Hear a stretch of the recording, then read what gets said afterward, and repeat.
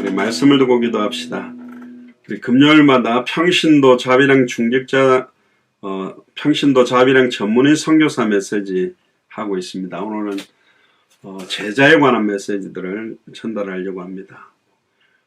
지식적으로 훈련받는 시간이 아니고 실제적으로 우리의 영적인 또 생각과 마음과 삶 자체가 제자의 삶으로 변화되어지는 은혜가 임할 수 있도록 해달라고 우리 통성으로 기도하고 말씀 나누도록 하겠습니다. 기도하겠습니다.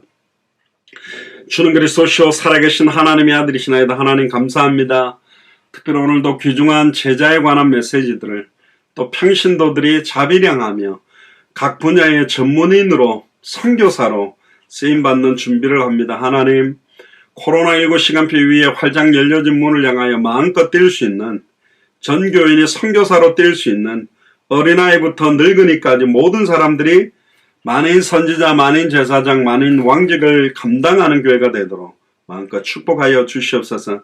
특별히 대한민국과 미국과 터키와 이스라엘과 중국이 200개 나라 2000개가 넘는 미전도 부족국가의 선지자, 제사장, 왕의 나라의 역할을 하기를 소원하고 우리 예수 사랑교회가 마라나타 미셔널 처치가 이를 감당할 수 있는 은혜가 임하도록 마음껏 축복하시고 오늘도 주시는 말씀으로 온전히 무장되어지는 시간 되며 이 말씀이 우리의 혼념 관념을 쏘아 생각과 마음을 찔러 쪼개는 말씀이 되도록 축복하여 주시옵소서.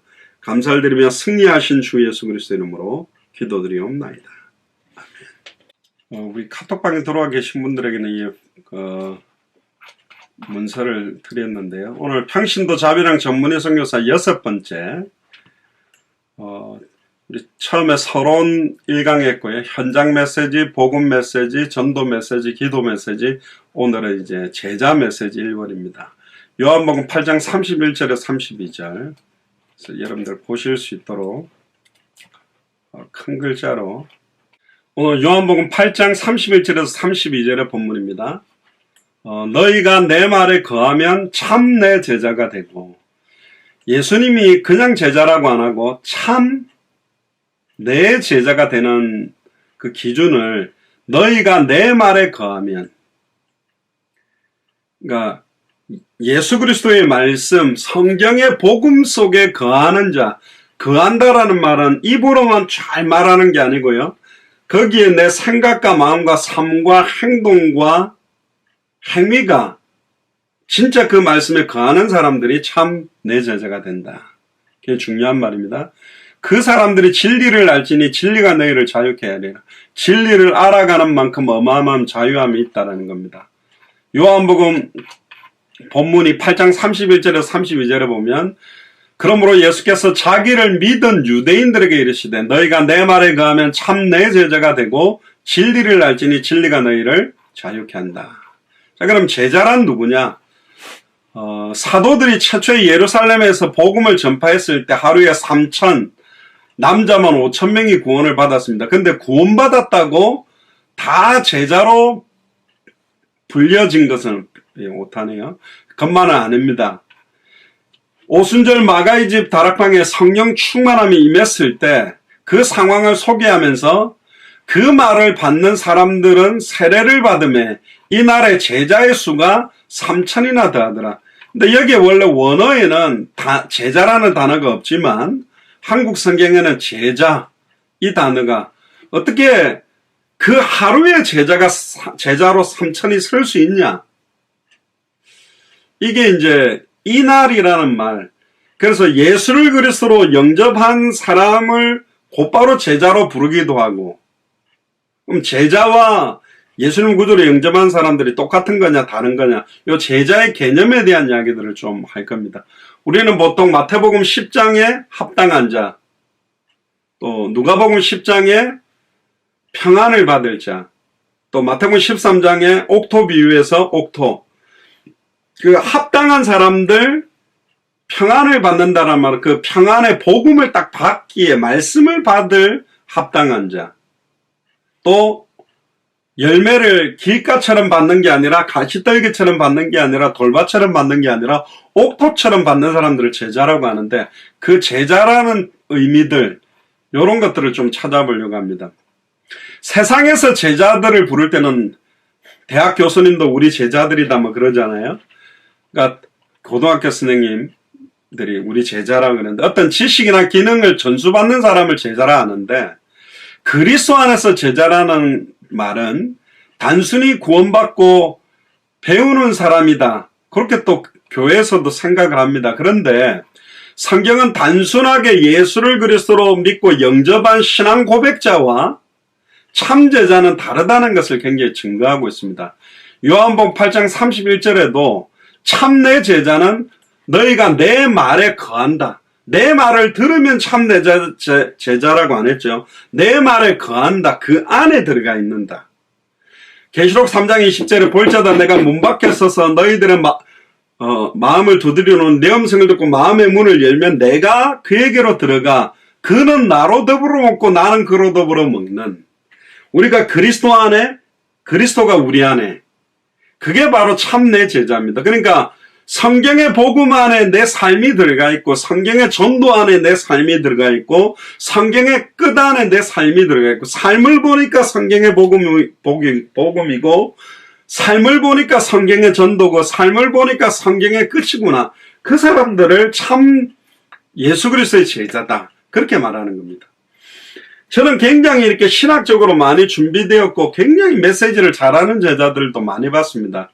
그런데 많이 알고 메시지를 잘한다고 해서 제자가 아닙니다. 그 사람의 삶도 강단에 섰을 때 모습이나 내려왔을 때의 모습이나 또 평상시 삶의 모습이나 성도들하고 주일날 교제할 때의 모습과 월요일부터 토요일까지 불신자들과 교제할 때의 모습이 판이하게 다른 사람들이 있습니다. 그렇지 않다는 거지. 너희가 내 말, 예수가 그리스도는 성경의 복음 안에 거하면 참내 제자가 된다. 그러니까 예수를 그리스도로 믿은 유대인들에게 예수 그리스도의 말씀, 즉 성경의 복음 안에 거하면 참내 제자가 된다고 말씀하셨습니다. 그리고 요한복음 8장 32절에 그 진리를 아는 만큼 그 진리가 우리를 자유케 한다. 이 자유는 그리스도 안에서의 자유입니다. 성경의 복음 안에서의 자유, 성경의 전도 안에서의 자유, 성경의 끝 안에서의 자유함이 있습니다. 넓은 길이 아닙니다. 좁은 길이지만 넓은 길과 비교할 수 없는 값어치와 의미가 그 안에 있는 거죠. 마태복음 28장 16절에 20절에 주님의 지상명령은 모든 족속으로 제자를 삼아라고 했습니다. 모든 족속들 가운데 합당한 자, 평안을 받을 자, 옥토와 같은 말씀을 받을 선한 목자의 음성을 들을 아직 선한 목자의 양, 우리 안에 못 들어온 양들도 있다. 우리 안에 들어온 양만 쳐다보고 있는 교회가 너무 많아요. 우리 교회는 10,000명이니까 10만 명이니까 100만 명이 성도를 가지고 있다 할지라도 아직 복음 듣지 못한 사람들이 너무너무 많다. 그래서 교회는 양우리에 들어와 있는 사람들을 잘 양육하고 뿌리내는 것과 함께 아직 모든 사람이 구원받는 건 아니죠. 영생주식으로 작정해 놓은 자들이 있는데 그들에게 복음 전해야 되고 영생주식으로 작정하는 영생을 얻을 자들도 작정한다면 제자들은 작정을 해서 준비해 놓은 제자가 있다. 각 나라마다. 빌립보는 루디아, 데살로니가, 야손, 고린도인, 브리스길, 아굴라, 이디오피아, 네시, 여리고의 기생 라합처럼 딱 그 나라를 살리도록 준비된 사람, 그 사람들을 합당한 자, 평안을 받을 자, 옥토, 제자들을 말하는 겁니다. 그래서 그 제자들을 찾으려면 우리가 제자가 되면 제자는 제자에게 붙이십니다. 그게 하나님의 주권. 제자는 제자로 찾아지는 것입니다. 만나지는 거예요. 성경의 복음도 모르고 성경의 전도도 모르고 성경 끝을 모르는 사람들이 막 배를 누르고 다닌다. 그래서 제자가 만나지지 않습니다. 만났을 때 보고 들은 것을 말하지 않고는 견딜 수 없는 증인이어야. 증인이라는 말 속에는 순교를 각오한다는 말인 것처럼 제자라는 단어 속에서도 사실은 그 내용들이 동일하게 녹아 있는 거죠. 그래서 우리가 제자 사역을 위해 중요한 것은 먼저 과연 우리가 주님의 제자인가를 확인해 보는 게 중요하다. 우리는 과연 제자냐? 그래서 주 예수님이 공생애 3년 6개월 동안 수없는 많은 사람들이 예수님 쫓았습니다. 그 가운데는 병이 나은 사람도 있어요. 눈먼 자가 눈 뜬 사람도 있어요. 안전병에 일어난 사람도 있어요. 문둥뜬 병자가 치유된 사람이 있어요. 오병이의 기적으로 떡을 먹고 예수님이 십자가 달려 죽었다고 부활해서 받은 사람도 있습니다. 500의 형제가 있었다니까.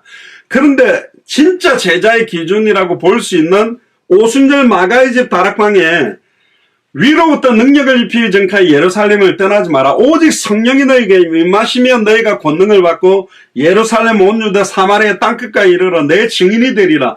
증인이 될 수 있는 제자 120명 속에는 안 들어온 사람들이 너무 많아요. 병이 나았는데도. 우리가 수염했을 때 구원 소테리아에 대한 이야기를 했지 않습니까? 병이 나았다고 해서 구원받는 믿음을 가진 거냐? 구원받을 만한 믿음이 있기 때문에 병 나은 사람도 있고 그냥 병만 나은 사람도 있어요. 그러면 내가 예수를 그리스도로 믿고 교회를 다니기 때문에 내가 암이 나았다, 질병이 나았기 때문에 나는 구원받을 증거를 하는데 그거는 외적인 증거고 진정한 내적인 증거는 내 안에 예수 그리스도의 성령이 우리 속에 있어야 되고 성경에 기록된 증거, 객관적이고 변함없는 특별 계시로서의 절대적인 증거가 동일하게 있어야 되거든요. 뒤에 나옵니다만 마태복음 7장에도 보면 병 나은 사람이 구원받았다라고 할 수 없는 게 뭐냐면 주여 주여 하는 자마다 다 천국에 들어갈 것이 아니고 내가 주의 이름으로 권능을 행하고 주의 이름으로 선지자 노릇을 하고 주의 이름으로 귀신을 쫓아냈는데도 예수님은 내가 너희를 도무지 알지 못한다. 이 불법을 행하는 자들아 내게서 떠나가라 그러고 구원과 관계없는 사람이라 그랬어요. 그러니까 병 나은 정도가 아니라 병을 낫게 한 사람도 예수님 모르게 내가 너희를 도무지 알지 못한다. 이 불법을 행하는 자 떠나가라 그랬거든요. 그러니까 내가 교회 다니면서 어떤 질병이 나았다 해서 구원받은 증거라고 볼 수는 없다. 구원받을 만한 믿음이 있어서 병 나은 경우도 있지만 병 나은 게 내가 알코올 중독인데 술 끊어진 게 증거냐? 그럼 다시 술 마시면 구원 못 받는 거냐? 내가 교회 다니다가 마약이 끊어졌다. 그 마약이 끊어졌기 때문에 구원받는 거냐? 아니라는 거예요. 다시 마약은 할 수 있다니까. 진정한 구원의 확증과 증거는 우리 속에 계신 그리스도의 성령, 기록된 변함없는 하나님의 말씀인 성경이 증거란 말이에요. 그게 믿어지는 사람들. 그래서 예수님 3년 6개월 동안 수많은 사람들이 예수님 따라왔습니다. 그들을 무리라고 칭합니다. 그런데 결국은 남은 사람은 12제자와 70인 제자를 포함한 제자들만 남았고 그들이 마가의 다락방에 모인 겁니다. 그래서 주님은 특별히 목회자, 사도제자, 12제자와 중직자 제자, 70인 제자들을 집중적으로 3년 6개월 동안 포커스를 가지고 양육하셨다. 십자가에 달려 죽을 때도 제자들 앞에 죽었고 부활에서도 제자들을 찾아갔고 제자들이 보는 앞에서 승천했고 제자들이 모인 120문도에 성령 충만함이 임했습니다. 또 마가복음 16장 15절에 20절에 보면 두루 다니며 복음을 전파할세 보좌에 계신 주님이 제자들과 함께 역사한다. 보좌에 육신을 갖고 있으면서도 제자들의 발걸음이 함께합니다. 주님의 지대한 관심 자체는 제자예요. 제자 자체가 아닙니다.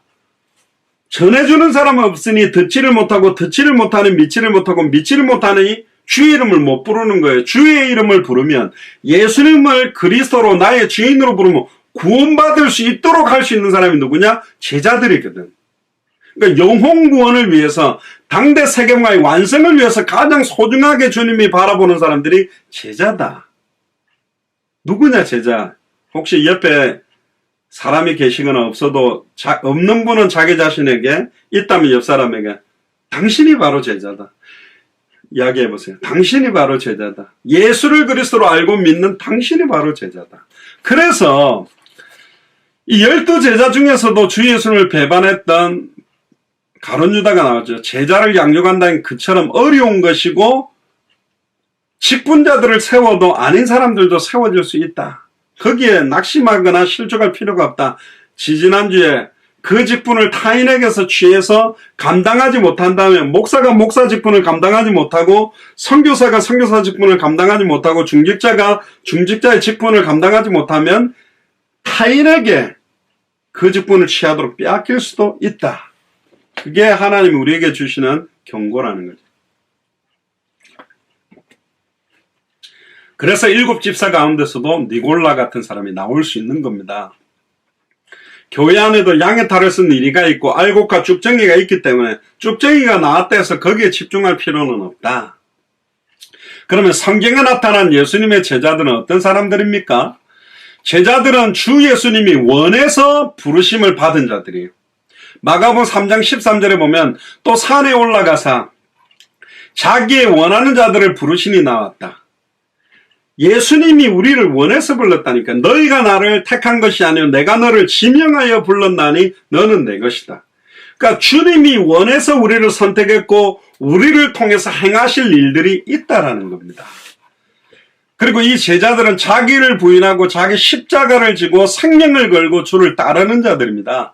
마태복음 16장 24절에 이에 예수께서 제자들에게 이르시되 아무든지 나를 따라오려거든 자기를 부인하고 자기 십자가를 지고 나를 좇을 것이다. 여기에 이제 자기를 부인한다는 말 갈라디아서 2장 20절은 내가 그리스도와 함께 십자가에 못 박혔나니 그런 적 이제는 내 안에 내가 사는 것이 아니라 그리스도가 살고 내게 사는 이는 그리스도니 내가 죽는 것도 유익하다. 나는 날마다 죽는다. 결국은 나의 모든 삶 자체를 내려놓고 모든 삶의 포커스와 우선순위와 중심이 그리스도라는 거예요.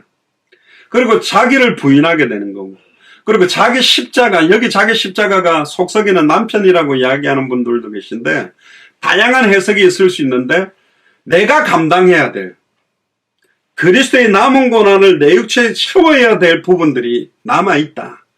그 나의 기질일 수도 있습니다.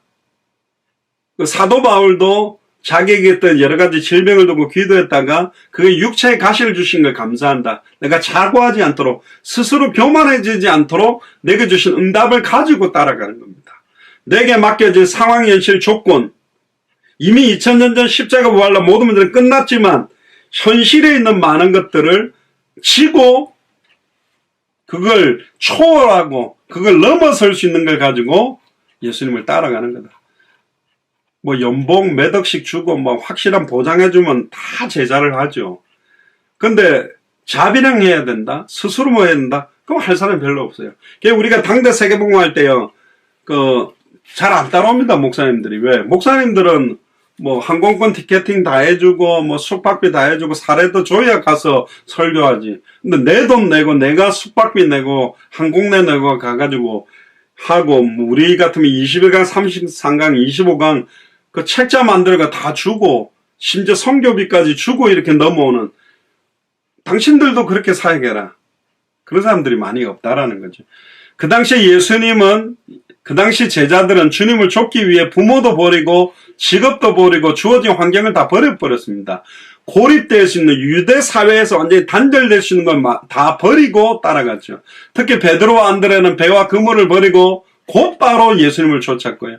요한과 야고보는 배와 가족들을 버리고 예수님을 따랐습니다. 그리고 베드로가 이런 질문을 하죠. 가로되 보소서 우리가 모든 것을 버리고 주를 쫓아싸우니 그런즉 우리가 무엇을 얻으리까? 처음에는 대가성 곧 따르긴 했지만 뭔가 갑자기 누가 갑자기 금을 긋고 있는데 나를 따라오느라 내가 너희로 사람을 낚는 어부가 되게 하리는가? 딱 버리고 갈 사람이 어디 있겠습니까? 머리 좋은 사람은 그거 창고에 갖다 놓고 그래도 뭔가 딱 이끌림이 있었죠. 하나님이 원하시는 자를 불렀으니까. 그래서 이분 따라가면 내 인생이 변화되겠구나. 처음에는 육신적인 계산과 주판할 계산기를 두드리고 따라갔을 겁니다. 그러니까 내가 뭘 얻겠습니까? 그렇게 부르죠. 그러니까 주와 및 복음을 위하여 아비나 자식이나 남편의 전토를 벌인 자는 내세 100배 특별히 고난을 겸하여 받는다. 사람들은 이 땅에서 받는 축복만을 원하지만 고난이 바로 축복이고 고난이 하늘의 상급으로서는 어마어마한 축복과 영광이라는 거죠. 그게 사실은 상급이 되는 거예요. 이 땅에서 예수 그리스도의 이름 때문에 받는 고난은 하늘의 어마어마한 상급이 되는 것이다. 내가 예수를 그리스도로 믿는데 신앙생활 하는데 너무나 어려운 환경과 고통 때문에 힘들어하지 마세요. 그 어렵고 힘든 고난과 환경이 하늘에서는 어마어마한 상급이 되는 거기 때문에. 그래서 예수님께서 레위를 부르셨을 때 그는 세관에서 업무를 보고 있는 중인데 근데 그 부르심을 받을 때 누가복음 5장 28 제자들의 기준이 뭐냐? 모든 것을 버리고 일어나 곧바로 말씀이 가라 하면 곧바로 가고 말씀이 서라 하면 곧바로 설 수 있는 말씀에 길들여진 사람들이 사실은 제자다. 아주 단순하게 기록했습니다. 누구든지 안정적인 직업, 성공을 원하고 편안하고 안락한 생활을 원하죠. 힘든 훈련을 받는 걸 좋아하는 사람은 한 사람도 없습니다. 그러나 이것을 넘어서 예수 그리스도의 부르심에 즉각 응답하고 모든 것을 버리고 예수 그리스도를 따르는 사람을 제자라고 할 수 있는 거죠. 일단 제자의 의미들을 좀 찾아보면요. 제자라는 용어는 신약 성경에서 269번 정도 나옵니다. 제법 많이 나오죠. 신약에서만 269번이 나옵니다. 라틴어로는요, disciples, 남성형과 discipula라는 여성형 의미. 우리가 레이먼, 레이우먼이라는 말처럼 언어들은 우리나라 언어도 그렇습니다만 남성적인 의미와 여성적인 의미가 들어있습니다. 그리고 헬라어에서도 남성 명사와 여성 명사가 있는데 제자들을 마르투스라고 하는데 마르테스, 마르테리아. 그러니까 뒤에 이렇게 제 스페니쉬 이름이 안토니오거든요. 안토니오로 끊어지면 이거는 남성형인데 안토니아라고 니아라는 말이 붙어버리면 여성 의미가 돼요. 그러니까 베드로, 페트로라고 이렇게 발음하는 언어들이 베드로라는 단어 페트리샤 이렇게 붙여버리면 여성 의미가 되기도 합니다. 근데 이 라틴어 헬라어 명사들이 동사적인 의미에서부터 연결되어 있어요. 배우다라는 의미가 제자에는 들어있습니다.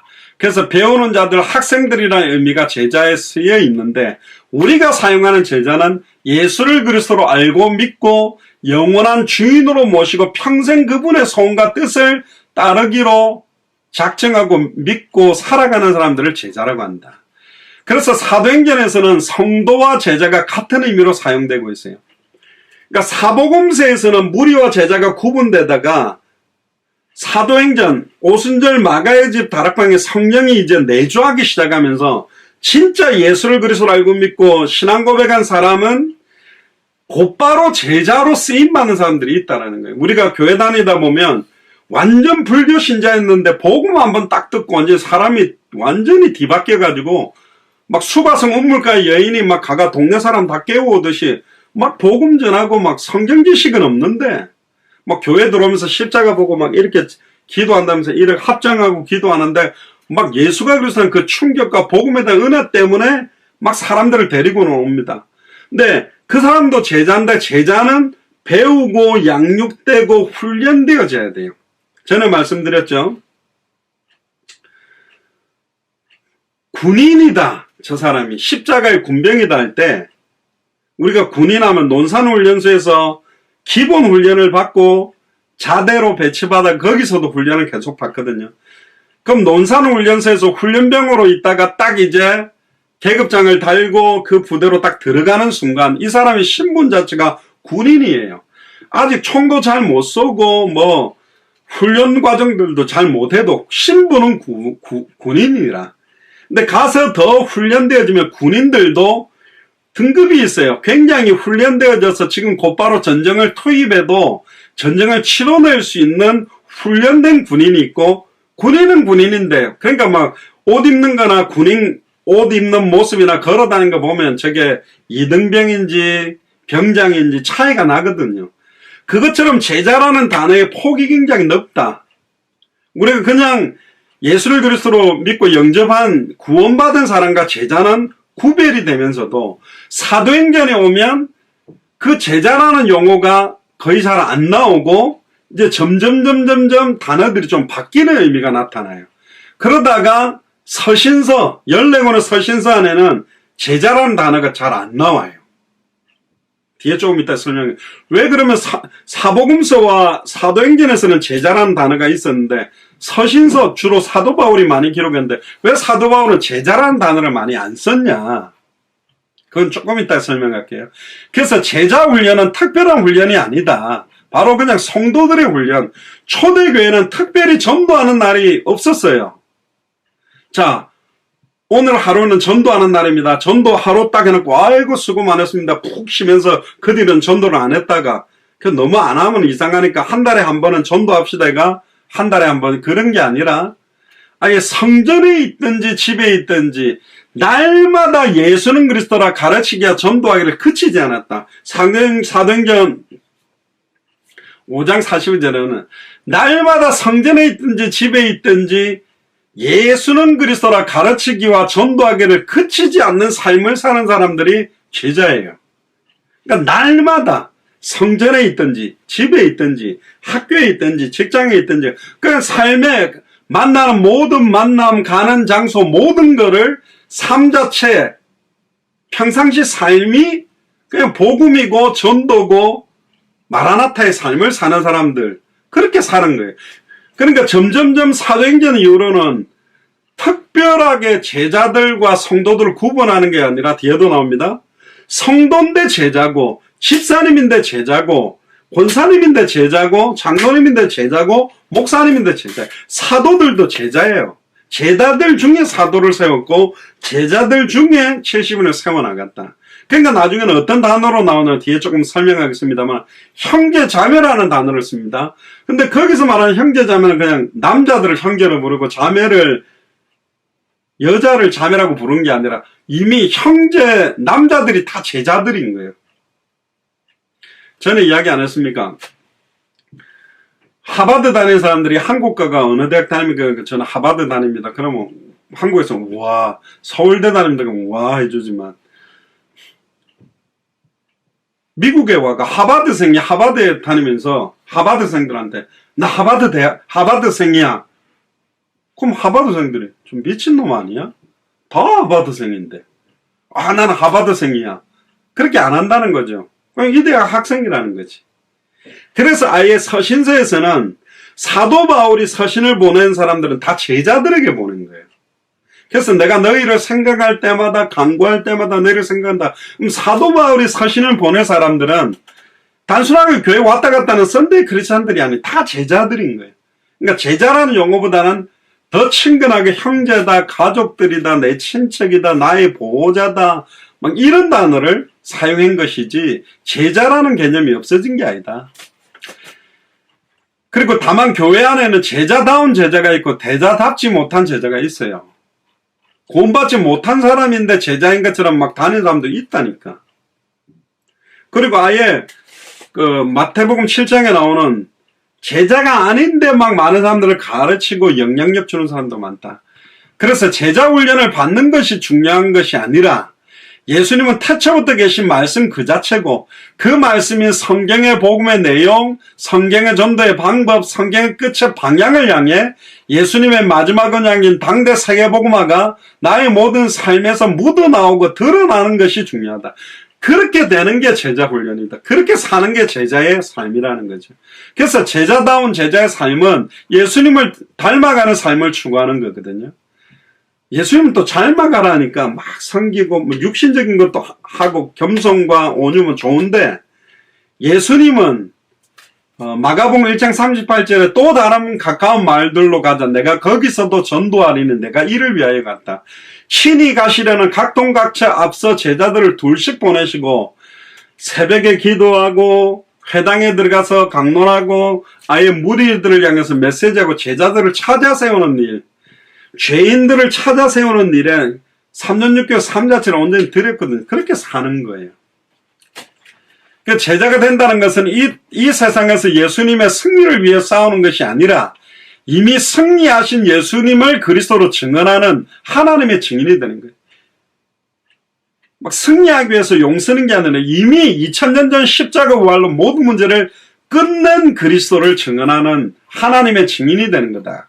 그래서 예수 그리스도께서 이미 2000년 전 십자가 부활로 모든 문제를 다 이루셨기에 우리는 아직 이루어지지 않는 현실, 해결되지 못한 현실 상황 조건에서 그저 성경대로 알고 성경대로 믿고 성경대로 순종하며 성경대로 참된 헌신하며 다시 오실 그리스도를 바라보며 200개 나라와 2000개가 넘는 미전도 부족국을 향해 나아가면 되는 거예요. 뒤에 조금 결론적으로도 말할 건데 신학적인 용어로 두 가지가 나옵니다. 이미와 아직. 그러니까 이게 이제 두 가지가 상충되는 신학적 용어인데 2000년 전 십자가 부활로 이미 끝났는데 현실은 아직 안 이루어졌다. 그러니까 이미 끝난 것을 아직 이루어지지 않고 많은 문제와 사탄의 공격과 어려움 속에 예수를 그리스도로 알고 믿고 누리며 이미 끝난 것을 누리면서 살아가는 것이 신앙생활이다. 그러니까 우겨 쌓여도 거꾸로 뛰림을 당해도 우겨 쌓이지 아니하고 망하지 않는다. 그렇게 믿고 살아가는 게 신앙생활이다. 이 눈에 아무 증거 아니 보여도 주머니엔 돈 아무것도 없지만 모든 것을 가진 자로 살아가는 게 그게 제자들이고 그게 복음을 알고 누리는 사람이죠. 두 번째로는 신자와 제자와 사도들의 구분을 좀 이야기해 보면 신약 성경에서 제자라는 말이 나오는 것은 사복음서와 사도행전 뿐입니다. 성경의 제자들이 각각 어떤 의미로 그 이름을 사용하는지 제자 개념을 조금 더 보면 마태복음에서는 하나님의 나라에 들어가기 위한 조건을 설명한 이후에 이 부분에서 사람들을 회개하고 복음을 믿었다고 해서 자연히 예수님의 제자가 되는 것은 아니다. 마태는 예수님을 믿는 것과 제자들은 다르다고 딱 구분을 시켜놨습니다. 그래서 마태복음 5장 1절에 예수께서 무리를 보시고 산에 올라가서 앉으시니 제자들이 나왔다. 예수님을 따라다니지만 무리들과 제자를 구분해놨다. 그래서 무리와 제자를 구분하여 마태는 증언하고요. 많은 사람들이 예수님을 믿는다고 하지만 어떤 의미로 믿는지 다 달라요. 예수님을 엘리야처럼 믿는 사람, 신비운동, 은사운동, 예수님을 예레미야처럼 믿는 사람, 박애주의 구제운동, 예수님을 세례요한처럼 인권운동, 사회운동, 예수님을 어떻게 믿느냐가 다 다르다. 그래서 예수님은 그리스도를 믿는 제자가 아닌 경우가 예수님이 있는 동안에 굉장히 많았다. 그래서 예수님 마태복음 16장에 사람들이 나를 누구로 하느냐? 그러니까 엘리야, 예레미야, 세례요한 선지자 중에 하나. 그럼 너희들은 나를 누구로 하느냐? 제자들 11제자가 대답 못할 때 비로소 마태복음 16장쯤 갔을 때 공생에 거의 3년 정도 흘렀을 때 베드로가 주는 그리스도시요 살아계신 하나님의 아들이라고 고백했기 때문에 정확하게 예수님을 참된 선지자, 참된 제사장, 참된 왕으로 알고 믿은 제자들의 숫자가 예수님이 지상에 계실 때는 잘 몰랐어요. 그럴 수밖에 없는 이유가 예수님이 죽고 부활하고 승천하고 난 다음에 성령이 임해서 그들을 변화시켜 나가는 것은 사도행전이잖아요. 그러니까 예수님이 육신을 입고 있을 때 그들은 많은 것들이 가리워져 있었거든요. 그래서 교회사조차에서도 이런 부분들이 혼동이 됐었다. 어떤 사람들은 우리가 회개하고 복음을 믿음으로 즉시 예수님의 제자가 된다고 생각하는 사람도 있습니다. 또 이렇게 되는 사람도 소수들이 있어요. 그러나 그 제자라는 기준이 어린아이 신앙에서 단단한 식물을 먹는 장성한 믿음의 분량. 그러니까 많은 사람들은 교회에 와서 교회 도움을 받고 누리는 것보다 교회에 헌신하고 주의 몸된 교회를 위하여 그리스도의 남은 고난을 자기 육체에 채울 정도로 믿음의 장성한 분량에 자라는 제자들은 또 제자들 사이에서 그럼 뭐라고 해야 될까요? 등급이라면 좀 이상하고 좀 다른 부분들이 있다. 제자들도 제자라고 쓰지만 그래서 성경 기록에 의하면 예수님은 우선 회개와 믿음으로 부르셨고 다음에 신자들에게 그를 따르라고 불렀습니다. 그랬을 때 부자 청년은 너 말씀 지켜라, 계명 지켜라, 하나님을 사랑하고 내 이웃을 사랑하라. 예, 다 했습니다. 다 지켰습니다.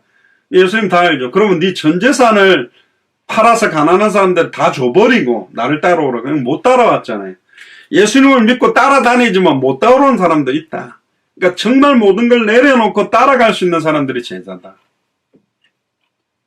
마태복음 4장 17절부터 22절에도 보면 그 형제들을 부르시고 나를 따라오느라 그러니까 곧바로 버리고 따라가는 모습을 마태가 이야기합니다. 첫 번째 부르심과 두 번째 부르심은 분리된다. 그러니까 예수를 그리스도로 연결해서 구원받는 것과 콜링, 소명, 주와 복음만을 위해서 내 남은 생을 온전히 드리는 제자로 살아가는 것은 조금 다른 부분으로 설명을 했습니다. 사복음서에서는. 또 구약 성경에서도 그렇게 나옵니다. 출애굽시켜서 구원을 했지만 석 달 지난 다음에 하나님과의 언약과의 관계를 맺고요. 광야에서 죽는 이스라엘이 있었고 요단을 가르고 지나가서 홍해는 그리스도의 그림자인 모세를 통하여 하나님이 갈랐는데 요단은 언약궤를 맨 제사장의 발에 들어갈 때 끊어졌거든요. 그러니까 이제는 말씀을 따라 사람을 따라가는 것이 아니라 언약궤를 따라가는 말씀을 따라가고 발이 요단에 잠길 때 그러니까 풀무불에 들어갈 수 있는 사자굴에 들어갈 수 있는 아예 말씀 속에 거하는 너희가 내 안에 거하고 내 말이 너희 안에 거하면 너희가 참 내 제자가 된다. 우리가 완전히 말씀 속에 거하면 가난 정복이 가능한 제자가 된다. 개인 구원, 부끄러운 구원, 나만 겨우 구원받아서 천국 가는 사람이 있지만 다른 사람들에게 성경의 복음을 증언하고 성경의 전도를 전달하고 성경의 끝을 향하여 살도록 할 수 있는 제자의 삶은 다른 영역이다. 그래서 예수를 그리스도로 믿고 그를 따르는 일과 자신을 하나님과 언약관계에 헌신함으로 하나님을 따르는 제자가 되는 일은 다른 부분이다. 마가복음에서는 12명의 제자를 제외하고는 아무도 제자라고 부르지 않아요. 마가는요. 그러니까 그리고 요한복음에서는 요한은요. 협의적인 의미와 광의적인 의미를 다 포함한다. 이 말은 뭐냐면 12명의 사도들이 아닌 상당수 사람들을 제자라고 요한은 부릅니다.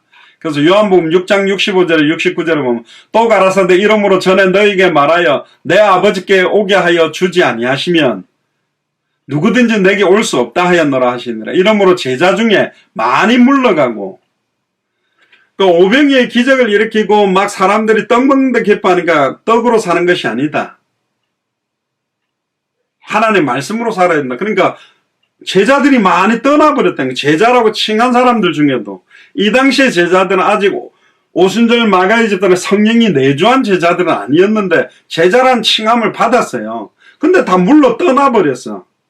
그러니까 다시 함께 다니지 않는데 12제자들에게 그러니까 12제자와 그 떠나간 제자들을 구분을 했죠. 안에 70은 제자들이 있었는지는 모르는데 제 생각엔 70은 제자는 안 떠났다고 봅니다. 근데 12제자에게 너희도 가려느냐? 그때 시몬 베드로가 대답하여 가라되 주의 영생의 말씀이 계심에 여기 계시면 돼 원래 그죠?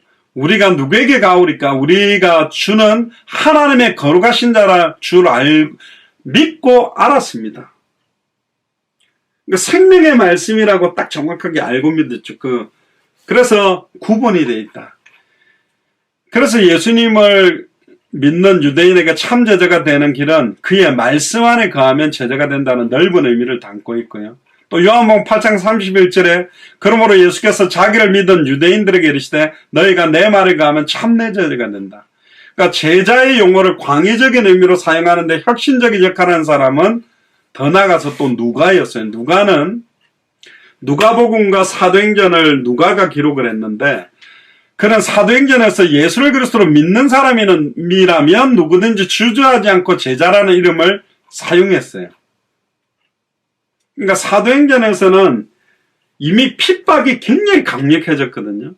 그러니까 예수님이 계실 때는 핍박이 굉장히 강하지 않았잖아요. 막 수천 명이 따라다니니까 함부로 못했잖아요. 근데 예수님이 십자가에 달려 죽고 부활하고 승천하고 난 다음에는 본격적인 핍박이 시작됐고 10명의 황제들에 의해서 어마어마한 핍박이 시작되다 보니까 그 당시엔 전에 말했잖아요. 예수님은 구주로 영접한다라는 말은 유대인들이 너 진짜 예수를 하나님이라고 믿고 그리스도라고 믿어 그랬을 때 커밍아웃해서 아예 그들에게 돌맞고 유대인들 사회에서 쫓겨나도 괜찮다라고 한 사람들이 영접했거든요.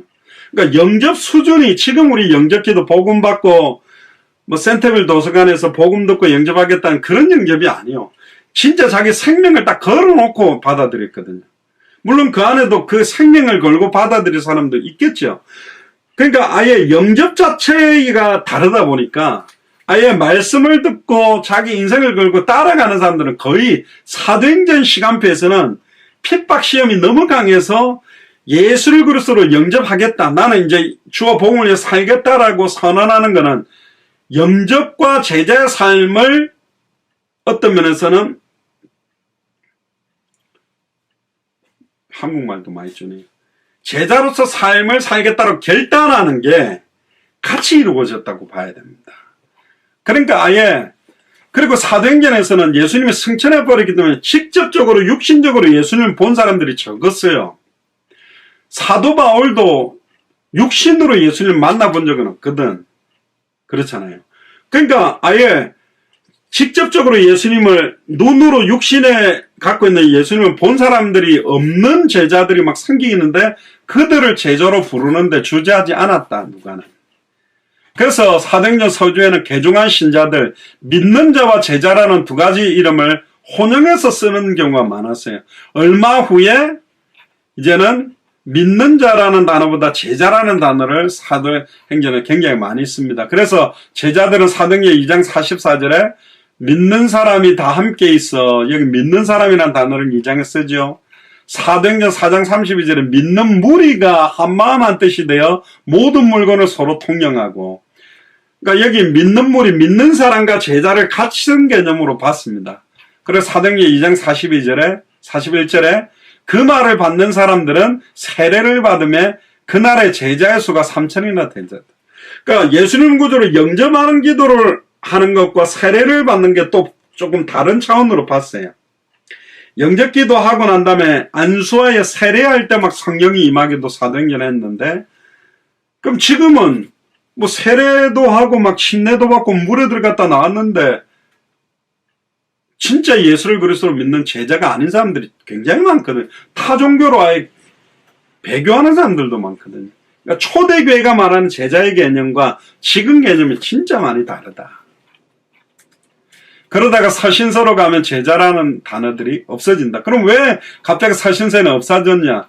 그 당시에는 헬라 문화, 굉장히 철학적인 지식과 운동이 파급되어졌기 때문에 예수님 없이 초대교회 사도들을 통해 예수님이 전했던 복음을 듣는 게 꼭 보면 학교 공부하는 것처럼 들려서 제자라는 용어를 사용하지 않았을 거다.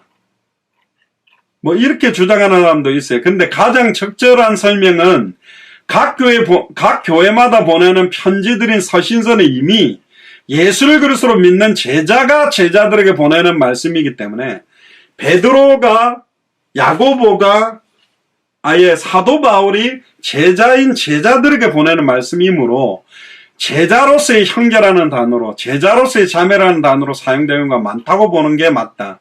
제자로서의 사도, 제자로서의 감독, 이제는 그 제자들이 직분을 가지게 되면서 제자로서의 장로, 제자로서의 집사, 제자로서의 성도로 통합해서 지칭하는 것으로 보는 게 맞다. 제 생각입니다. 근데 그게 맞아요. 그리고 여기 제자라는 단어 앞서 우리는 평신도 자비량하는 각 분야의 전문인, 자주장사 루디아, 피장 시몬, 아예 천막 만드는 브리스라울처럼 자기 분야의 전문인, 제자라는 단어와 함께 선교사, 우리는 제자 단어와 함께 선교를 할 수 있는 그런 개념으로 우리는 보는 겁니다. 그래서 부활하신 주님과의 관계 속에서 믿음의 공동체의 관계, 이방 사회, 지금 우리로 말하면 200개 나라와 2,000개가 넘는 미전도 부족 국가를 살리는 데 있어서 제자라는 의미가 모든 직분에 포함되어 있다.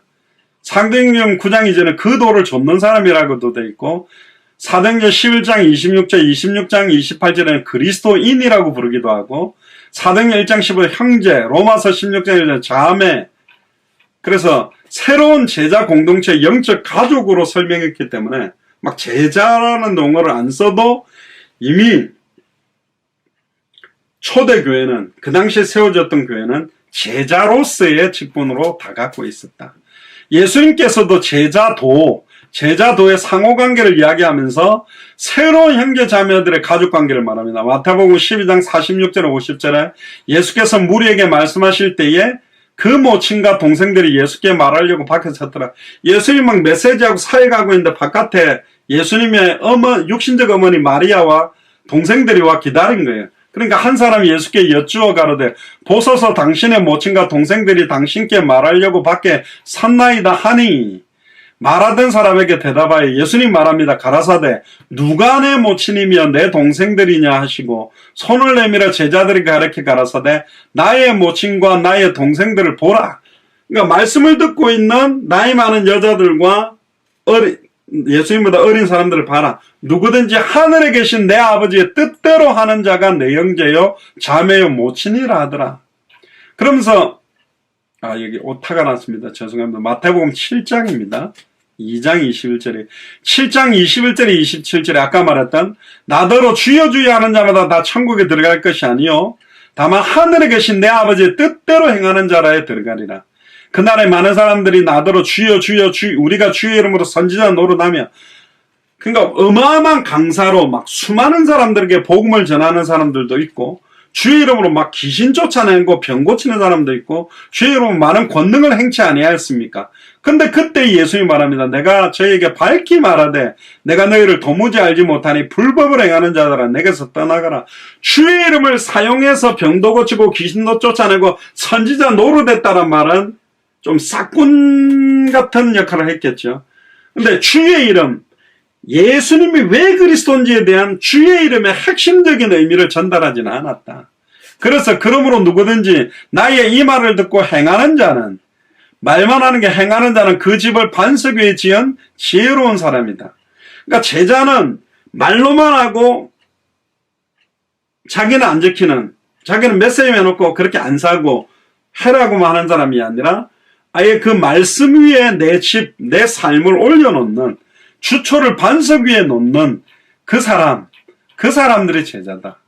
그래서 내 아버지의 뜻이 뭐냐? 아버지의 뜻대로 행하는 자가 중요하다면 아버지의 뜻이 뭐죠?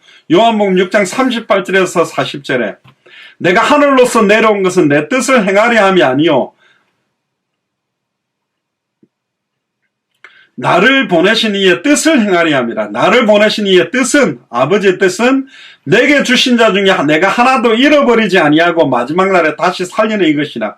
또 강조합니다. 내 아버지의 뜻은 아들을 보고 믿는 자마다 영생을 얻는 이것이니 내가 마지막 날에 이를 다시 살리리라. 결국 아들을 보고 믿는 자마다 영생을 얻게 하고 그 영생을 얻은 자들을 마지막 날에 하나도 잃어버리지 아니하고 다 찾고 살리는 것이 예수님 아버지의 뜻이다. 그러니까 예수를 보고 그리스도로 믿어 영생을 얻은 사람을 잃어버리지 않게 하는 게 아버지의 뜻이다. 그래서 제자를 향하신 아버지의 뜻과 제자를 향하신 하나님의 일은 일맥상통하다. 하나님의 일이 뭐냐?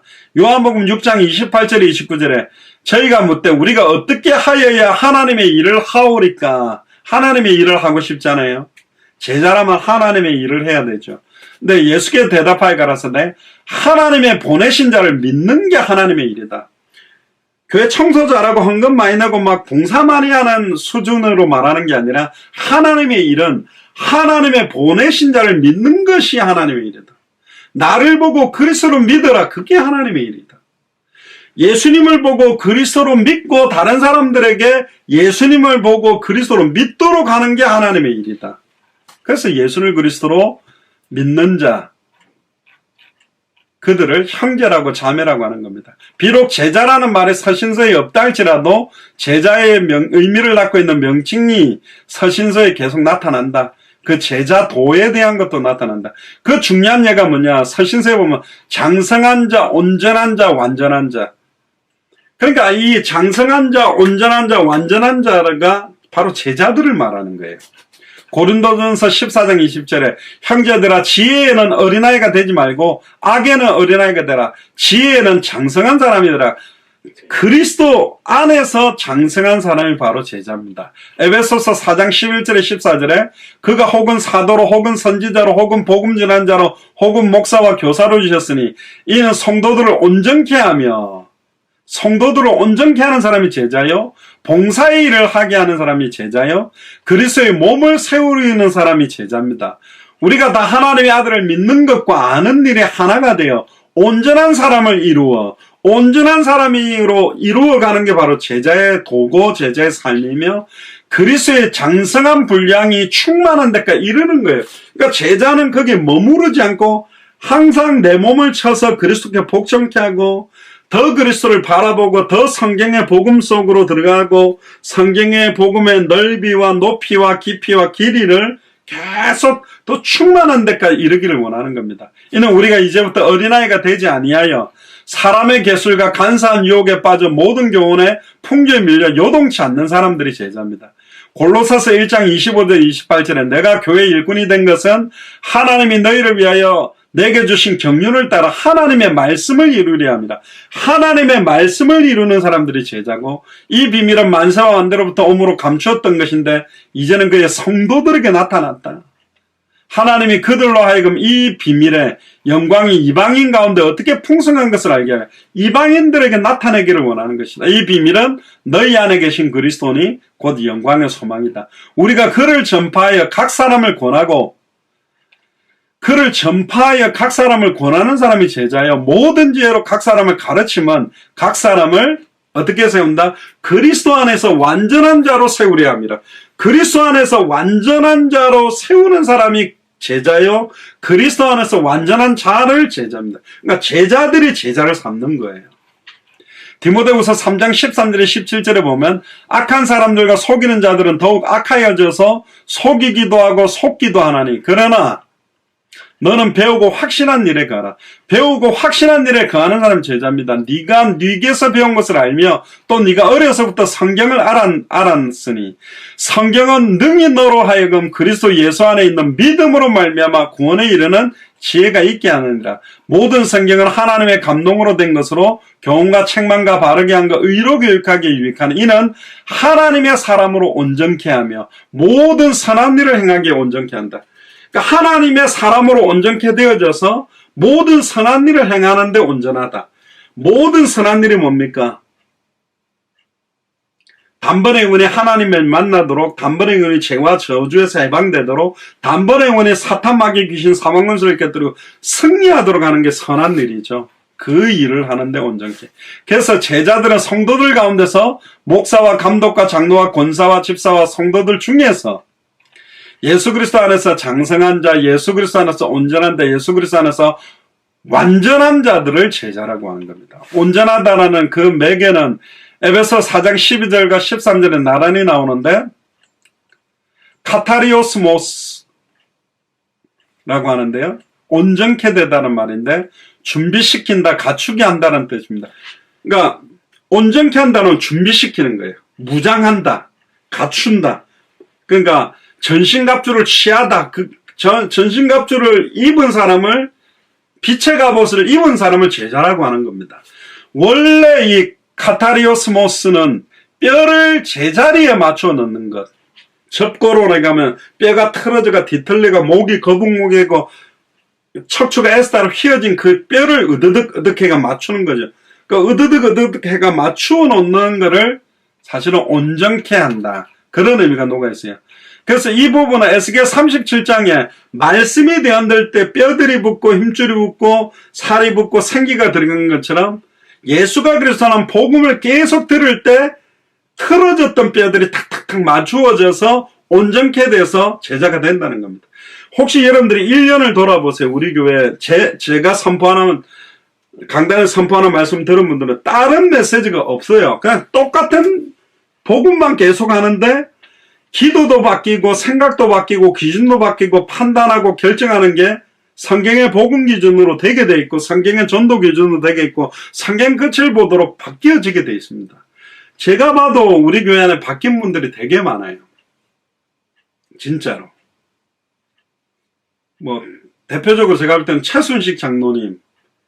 처음에 제가 1년 전에 만났을 때고 지금하고 기도하시는 거, 말하시는 거, 생각의 기준들이 처음에는 죄송합니다만 좀 이제 기성교회 막 병 고치고 이렇게 하고 그런 거 중요하다 참 좀 그러셨는데 그거보다 진짜 복음 왜 우선하는지. 그러니까 아예 전도지를 택시에 두면서 만난 사람 들으면서 이게 생각하는 기준들이 바뀌어진 거. 그러니까 틀어졌던 거, 뒤틀렸던 거, 너무 은사 위주로 엘리야처럼 믿었던 거, 구제 파괴주를 예레미야처럼 믿었던 거, 인권운동, 사회운동으로 아예 세례요한처럼 믿었던 거, 그런 틀어졌던 게 곧바로 딱 엘리야, 예레미야, 세례요한 선지자 중에 하나는 다 아담의 우선이에요. 아담의 우선은 죄인입니다. 죄인은 죄 문제를 해결할 수 없고 죄인은 사탄을 이길 수가 없고 죄인은 하나님께 갈 수가 없어요. 그리스도는 여자의 우선으로 아담의 우선이 아닙니다. 예수님은 여자의 우선이요. 그러니까 죄 없는 하나님이 사람의 몸을 입고 왔기 때문에 사탄의 머리를 박살낼 수 있고 죄와 저주를 해방시킬 수 있고 하나님을 만나게 할 수 있는 것입니다. 그걸 구분할 수 있는 사람들이 제자다. 그래서 에베소서의 아까 몇 장이었죠? 에베소서 4장이었습니까? 예, 4장 13절에 보면 온전한 이라는 말은 설정된 목표에 이르거나 성숙에 도달하는 것. 우리의 목표가 뭡니까? 마태복음 24장 14절에 이 천국 복음이 모든 민족에게 증언되기 위하여 온 세상에 전파되리니 그제야 끝이 오는 것. 그래서 바울은 온전한 사람이 되는 것이 무엇인지를 설명하기 위해 장성한 분량이라는 비유도 사용합니다. 그래서 온전한 사람을 이루어 그리스도의 장성한 분량에 충만한 데 이른다. 여기 장성한 분량이란 말은 육신적인 나이가 차서 다 자란 사람을 말하는 정도가 아니라 영적인 나이가 차서 다 자란 사람, 즉 단단한 식물을 먹을 수 있는 어린아이가 아닌 영적인 강한 용사를 의미한다. 따라서 그리스도의 장성한 믿음의 분량에 이루고 예수님을 닮아가는 영적인 성인, 영적인 강한 용사들을 제자라고 하는 거다. 그러니까 우리가 사복음서와 사도행전과 서신서 전체에 다 제자의 개념들이 이 안에 도려 있는 것이다. 그 사람들이 온전한 제자고 예수님처럼 살기를 원하는 사람이다. 그리고 베드로전서 1장 15, 16절에 보면 오직 너희를 부르신 거룩하신 자처럼 너희도 모든 행실에 거룩한 자가 되라. 기록되었으되 내가 거룩하니 너희도 거룩할지어다. 거룩한 자가, 모든 행실에 거룩한 자가 제자입니다. 히브리서 2장 11절에 보면 거룩하게 하시는 자와 거룩함을 입은 자들이 다 하나에서 난지라. 그러므로 형제라 부르시기를 부끄러워 아니하시고 거룩하게 하시는 자가 예수 그리스도, 거룩함을 입은 자들이 우리입니다. 거룩함을 입은 사람은 거룩하게 도와줄 수가 있어요. 뭐 어떻게 거룩해집니까? 히브리서 10장 10절에 보면 이 뜻을 조차 예수 그리스도의 몸을 단번에 들이심으로 말미암아 우리가 거룩함을 얻었노라. 십자가의 죽음과 부활 때문에 우리가 거룩함을 잊게 되죠. 그 거룩함, 그 기름 부음이 예수를 그리스도로 알고 믿고 영접했을 때 성령이 우리 안에 거하게 될 때 우리가 거룩함을 입은 사람들이 되는 겁니다. 그래서 의롭다 칭의가 되는 거죠. 히브리서 13장 12절에 그러므로 예수도 자기의 피로서 백성을 거룩해 하려고 예수의 피가 우리를 거룩해 합니다. 예수의 피는 지금 막 빨간 피를 발라라는 게 아니라 예수의 피가 뭐죠? 결국 예수님의 말씀, 복음을 말하는 겁니다. 성문 밖에서 고난을 받았다. 요한복음 17장 17절 19절에 보면 저희를 진리로 거룩하게 하옵소서. 진리로만 거룩하게 됩니다. 요한복음 14장 6절에 내가 곧 길이요 진리요 생명이니 예수님을 통해서만 거룩하게 됩니다. 그리고 아버지의 말씀은 진리이니이다. 아버지의 말씀, 66권의 말씀 속에 그 복음의 핵심들을 깨달아갈 때 우리가 거룩하게 되는 겁니다. 그러면서 아버지께서 나를 세상에 보내신 것 같이 나도 저희를 세상에 보내었고 또 저희를 위하여 내가 나를 거룩하게 하오리니 이는 저희도 진리로 거룩함을 얻게 하려 함이라. 진리로만 거룩해집니다. 아멘입니까? 예수가 그리스도는 복음으로만. 그러니까 예수를 그리스도로 믿는 제자들은 예수의 피, 진리, 즉 아버지의 말씀으로 거룩함을 얻게 되는 거다. 그래서 히브리서 10장 19절에 형제들아 우리가 예수의 피를 힘입어 성소에 들어갈 담력을 얻었고 요한에서 1장 7절에 제가 빛 가운데 계신 것 같이 우리도 빛 가운데 행하면 우리가 서로 사귐이 있고 그 아들을 예수의 피가 우리를 모든 죄에서 깨끗게 한다. 요한복음 14장 6절에 내가 곧 길이요 진리요 생명이다. 예수님을 통해서만 우리는 거룩하게 된다. 그래서 예수가 그리스도는 성경의 복음이 바로 진리다. 신자와 제자가 동일시되기도 하지만 지켜보면 그 제자의 시간표가 다르고 김치도 이렇게 뭡니까? 바로 담은 김치를 뭐라 그러죠? 바로 무친 김치가 맛있기도 한데 뭔가 이렇게 맛이 들어가고 익어가는 게 있잖아요. 그래서 신앙의 정도에는 차이를 나타내며 모든 믿는 자는 더 높은 영적인 신앙 경지에 향하여 달려가야 되는 것입니다. 그래서 세례를 받고 말씀에 훈련되지 않는 사람보다 배우고 지키게 하는 훈련받는 사람이 제자의 삶에서 훨씬 앞서 있다는 사실은 부인할 수 없다. 그래서 금요일마다 이 훈련 메시지를 하는 겁니다. 예수님은 그리스도를 고백한 제자들은 더 깊고 넓고 높고 긴 성경의 복음, 성경의 전도, 끝을 향하여 부단한 영적인 싸움과 전심으로 노력하고 훈련되어져야 된다. 그래서 신자와 제자의 관계는 모호하지만 사도는 그렇지 않습니다. 누가는요, 사도와 제자를 좀 구별했습니다. 사도행전에서는 한 번도 사도행전을 딱 들으면서 12제자를 제자라고 안 불러요. 그때 사도행전은 사도라고 이제 바꿔버립니다. 아포스톨로스라고 하는데요. 어떤 개인이 자신을 권위와 함께 메시지를 보낼 때 보냄을 받은 사람을, 그 권위를 대신하게 만든 사람을 사도라고 하는데, 그러니까 위에서 부르신 부름의 권위를 딱 받아서 말씀을 전하고 사역을 하는 사람들을 사도라고 하는데, 12제자가 초대교회에서 수행한 사도로서의 특이한 역할을 강조하는데요. 12제자들을 사도행전은 사도라고 부르는 게 지도자적인 역할을 하기 때문에 부르는데, 교회 지도자의 역할을 감당하기 위해서 제자들 중에서 부름을 받은 사람이 사도입니다. 그러니까 사도들도 모두 제자다. 그러나 모든 제자가 다 사도가 될 수는 없다. 그래서 구분되죠. 목회자들과 중직자들은 구분했죠. 사도들은 제자들 중에서 지도자 역할을 하기 위해서 선택을 했습니다. 특히 이제 사도의 기준은 예수님의 공생애를 같이 또 보고 모든 걸 보고 들은 증인 중에 뽑았는데요.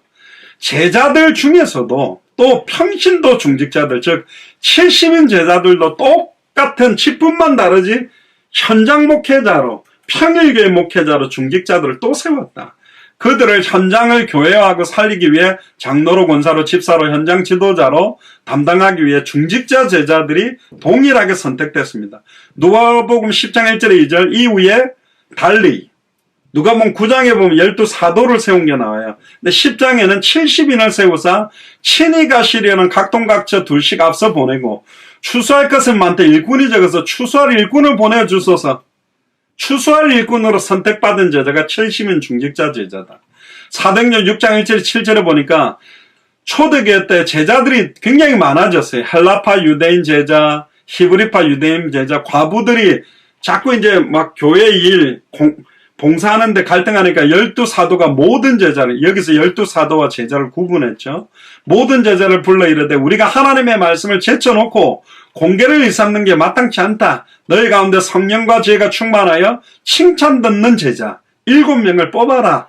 우리가 이 일을 저에게 맡기고 우리는 기도하는 것과 말씀 전하는 것을 전무하리라. 그런데 놀라운 것은 이 7 집사들이 사도가 기도하고 말씀 전하는 것보다 더 전무했어요. 그 대표적인 사람이 스데반, 빌립 같은 사람이, 아예 사도들은 예루살렘과 온 유대만 있는데 사마리아에 가서 사마리아 성 전체를 기쁘게 만든 사람이 빌립이요.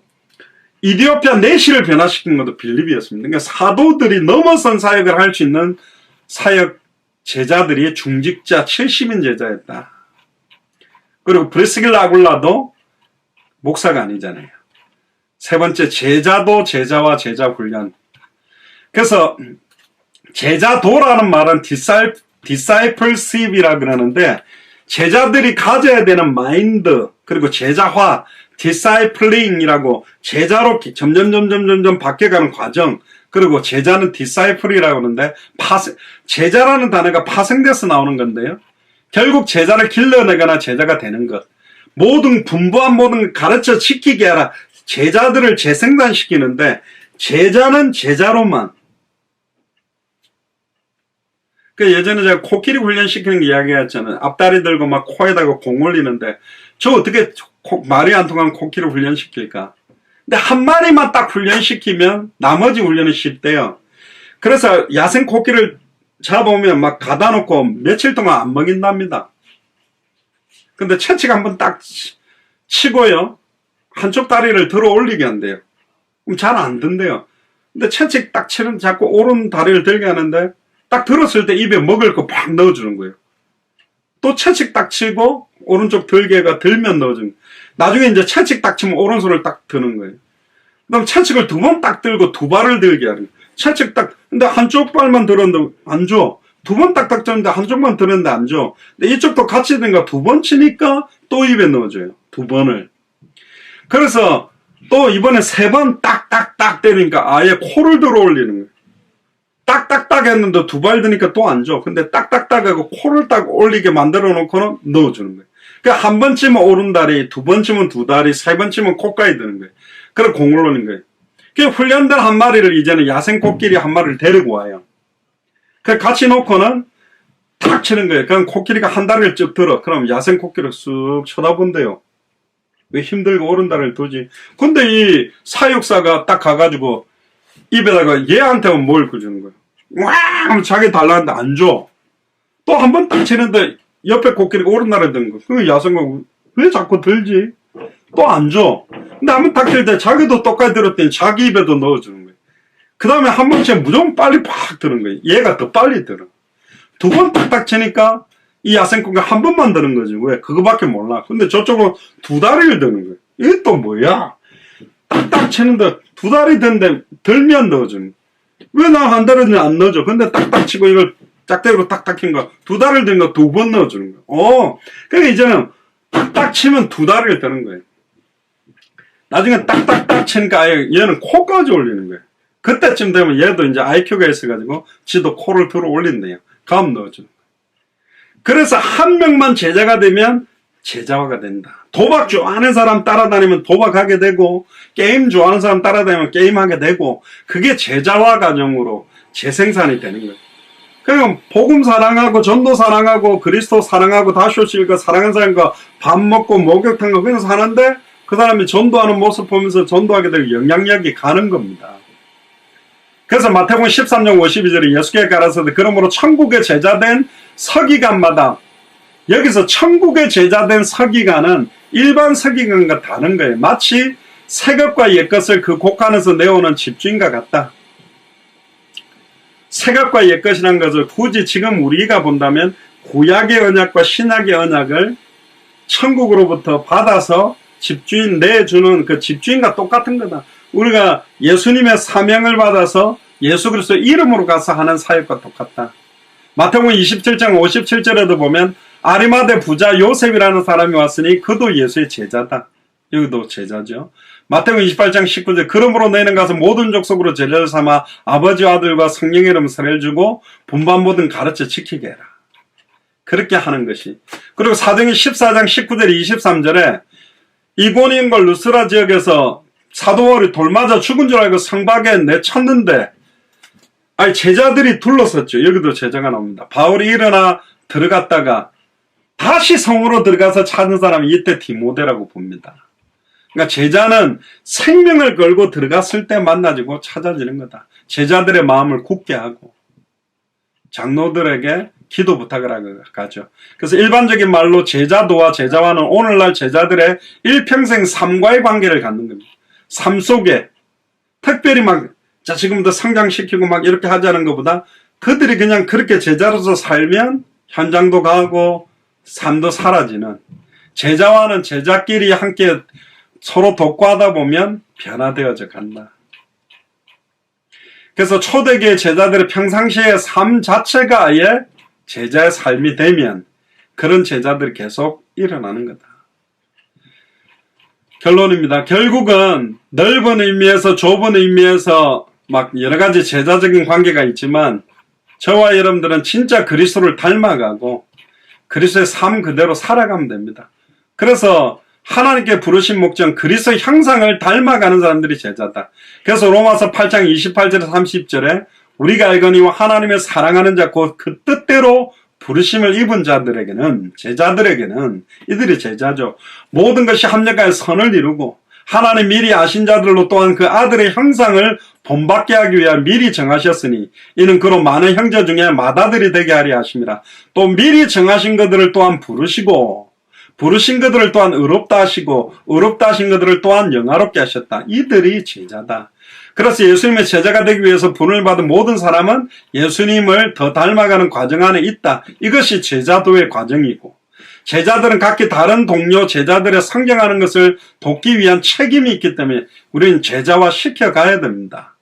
그리고 특히 신학적인 갈등, 아침에 말했죠. 2000년 전 십자가 원래 이미 모든 문제 끝났는데 아직 끝나지 않은 듯한 데서 일어나는 긴장이 있어요.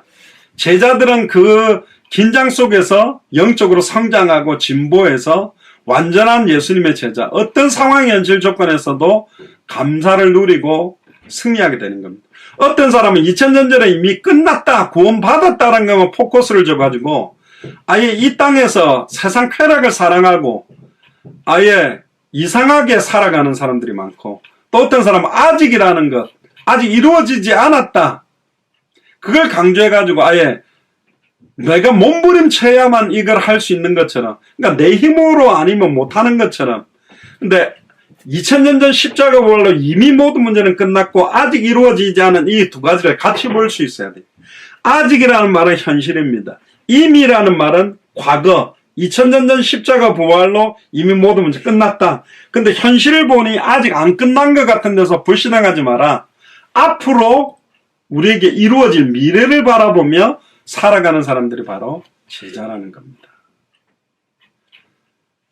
그래서 우리는 이미와 아직 사이에서 영적인 균형을 바로 가진 예수 그리스도의 안에서 장성한 자로, 예수 그리스도 안에서 온전한 자로, 예수 그리스도 안에서 완전한 자로 자라가야 됩니다.